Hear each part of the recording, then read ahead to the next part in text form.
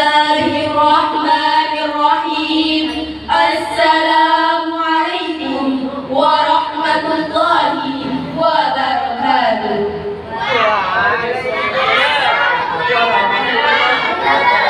Alhamdulillahilladzi ja'ala fi amwalil awliya haqqan lis-sa'il wal mahrum. Wassalatu wassalamu ala sayyidina Muhammadin khairil umara wa ala alihi wa ashabihi alladhina badalna amwalahum lillah fastawjabul jaza al-awfa amma ba'd. Dewan Hakim yang arif dan bijaksana, hadirin calon penghuni surga. Kita bangga sebagai bangsa Indonesia, bangsa yang berada di garis khatulistiwa ini memiliki hasanah dan kekayaan alam yang melimpah ruah. Menurut data dari Badan Pusat Statistik Nasional, luas lahan persawahan mencapai 8 juta hektar. Menurut Kementerian Pertanian Republik Indonesia, luas lahan perkebunan sawit mencapai 14,3 juta hektar. Ditambah lagi dari sektor bicara atau perdagangan dan perindustrian, yang termasuk juga di dalamnya berbagai jenis perusahaan berskala kecil, menengah, dan besar.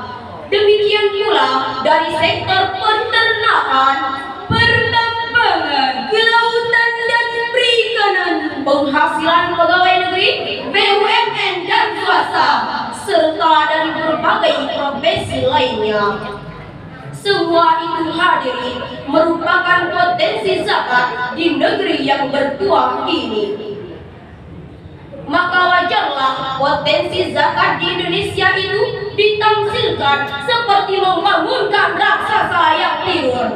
Bagaimana tidak hadirin, hasil riset yang dilakukan oleh Badan Amil Zakat Nasional atau Basnas melaporkan bahwa potensi zakat di Indonesia itu mencapai 217 triliun rupiah.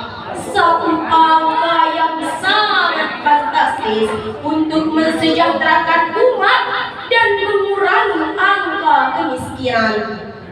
Namun, kuantitas yang mampu dikumpulkan per tahunnya hanya 3,7 triliun rupiah saja. Hadirin, potensi zakat yang besar tadi berbanding terbalik dengan potret kesejahteraan umat di negeri yang bertuah ini. Menurut data dari Badan Pusat Statistik, pada bulan Maret tahun 2021 tercatat bahwa jumlah penduduk miskin di Indonesia mencapai 27,54 juta jiwa. Persentase miskin di atas 7,89%, sementara di desa 13,10%. Dari 139,81 angkatan kerja, sebanyak 81 juta menganggur. Masih banyak masyarakat kita yang tinggal di bawah umur dan tidak layak. Bahkan masih banyak warga kita yang terpaksa meninggalkan keluarganya dan saudaranya untuk bekerja sebagai pembantu rumah tangga dan buruh kasar di luar negeri. Potret ini sungguh sangat memilukan dan menyedihkan hati kita karena terjadi di negeri yang banyak sumber rezeki untuk berbagi. Atas dasar inilah maka tergugah hati kami bertiga untuk menyampaikan sebuah syarahan yang berjudul Optimalisasi Pengelolaan Zakat untuk Mensejahterakan Umat. Dengan landasan firman Allah dalam Al-Quran surah At-Taubah ayat 103. A'udzu billahi minasy syaithanir rajim. Bismillahirrahmanirrahim. Qul min amwalihim shadaqatan tutahhiruhum wa tuzakkihim biha عليهم إن صلاتك سكن لهم والله سميع عليم.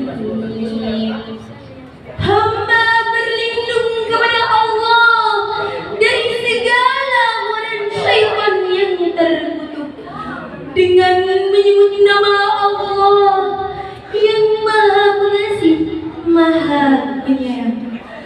Ambillah zakat dari harta-harta mereka guna membersihkan dan menyucikan mereka, dan berdoalah, sesungguhnya doamu menumbuhkan ketentraman jiwa bagi mereka. Allah Maha Mendengar, Maha Mengetahui.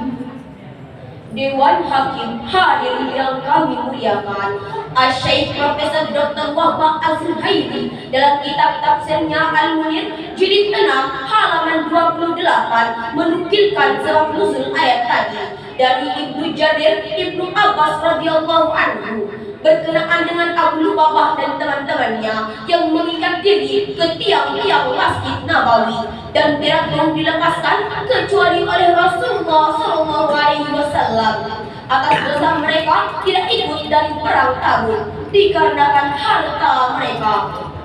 Setelah dilepaskan, mereka pun datang menjumpai Rasulullah lalu berkata, "Wahai Rasulullah, ambillah sebagian dari harta kami dan bersedekahlah dengannya untuk kami dan mohonlah ampunan untuk kami." Rasulullah menjawab, "Saya tidak akan mengambil sedikit pun dari harta kalian hingga datang perintah Allah." Maka turunlah ayat yang telah dibacakan tadi.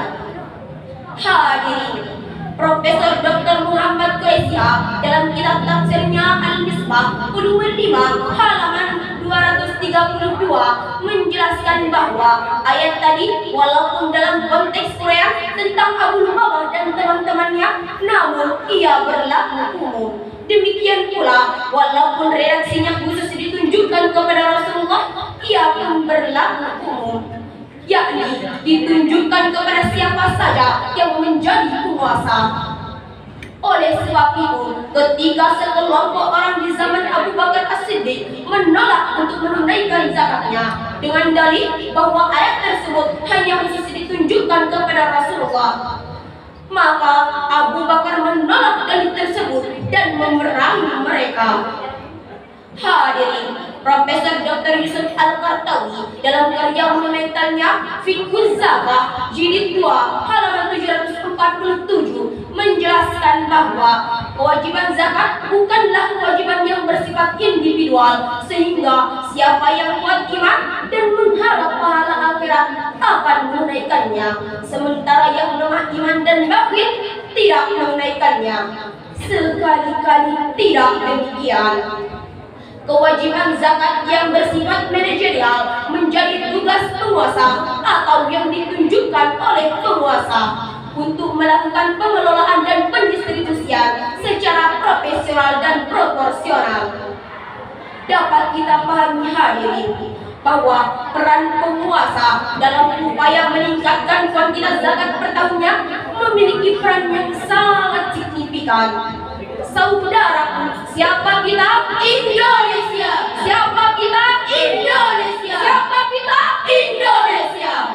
Hadirin, Profesor Dr. Yusuf Al-Qartawi dalam kitabnya Fiqhuz Zakah jilid 2 halaman 543 menjelaskan bahwa para ahli ekonomi telah mengingatkan kita tentang hal yang sangat penting, bukan hanya bagaimana meningkatkan pendapatan, namun bagaimana pengelolaan dan pendistribusiannya. Maka tidak heran jika Al-Quranul Karim menjelaskan tentang aspek pokok terhadap siapa zakat tersebut didistribusikan. Jawabannya terdapat dalam Al-Quran surah At-Taubah ayat 60. Innamas shadaqatu lil fuqara'i wal masakin wal 'amilina 'alayha wal mu'allafati والمؤلفة قلوبهم وفي الرقاب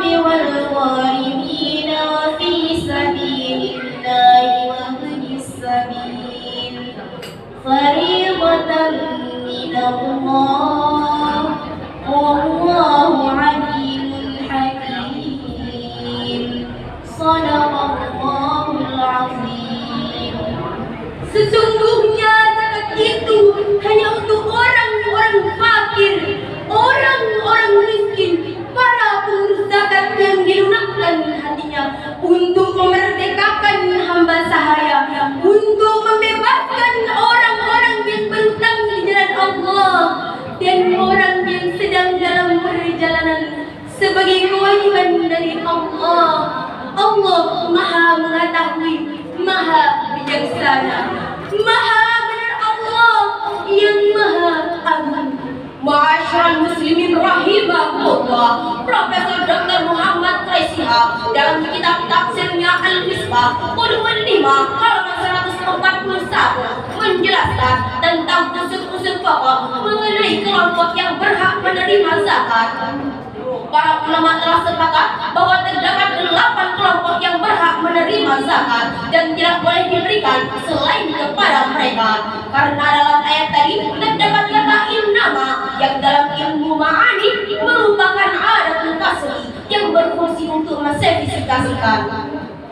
Pertanyaan penting berikutnya hadirin, apakah zakat yang telah dikumpulkan didistribusikan kepada semua golongan yang disebutkan dalam ayat tadi?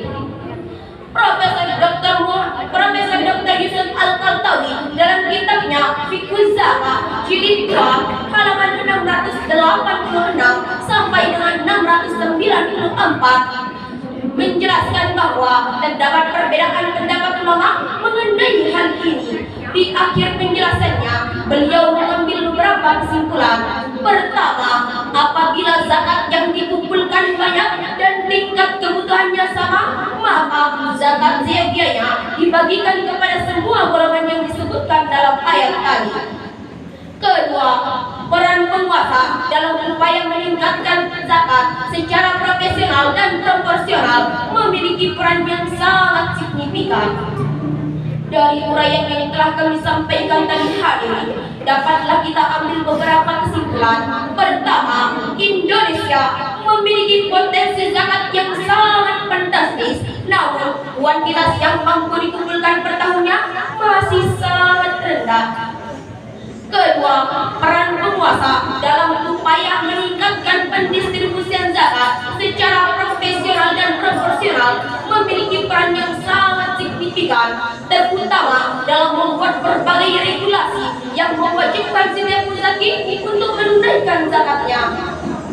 Kami yakin hadirin, apabila setiap muzaki di negeri tercinta ini menunaikan zakatnya, maka fungsi zakat untuk mensejahterakan umat akan terwujud dan Indonesia